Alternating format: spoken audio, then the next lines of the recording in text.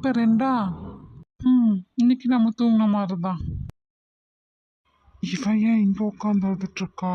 சிவாக்கு உடம்பு முடியாம போகவும் சொத்தெல்லாம் போச்சான்னு ரேகாவை நக்கலாலாம் பேசினா இவ. இப்போ இவளுக்கு என்னாச்சு? அங்கே ஹாஸ்பிட்டலுக்கு வரக்கூட இல்லை, நல்லா வீட்டில் ரெஸ்ட் தான் எடுத்துட்டு இருந்தான். அப்புறம் என்ன இவளுக்கு? ஐயோ பயங்கரமா வயிறு வலிக்குதே.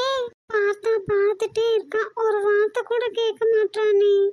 ஆமா, கேட்டு நம்ம வயிறு வலிக்குதுன்னு சொன்னா மட்டும் ஆன்லைன்ல ஆர்டர் பண்ணி வாங்கி சாப்பிட்டுப்பேன். அது ஏதோ சேராம வலிக்குதுன்னு சொல்லிட்டு போயிடுவான். ஆனா நான் வீட்டு சாப்பாடு தானே சாப்பிட்டேன் அப்படின்னு சொன்னாலும் நம்ப மாட்டானே. தக்காளி சாதப்பொடி, புளி சாதப்பொடி இப்படி ஏதாவது வாங்கி கிளறி சாப்பிட்டுப்பேன். அது எதுவும் சேராம இருக்குன்னு சொல்லிடுவானே. இப்போ என்னதான் பண்றது?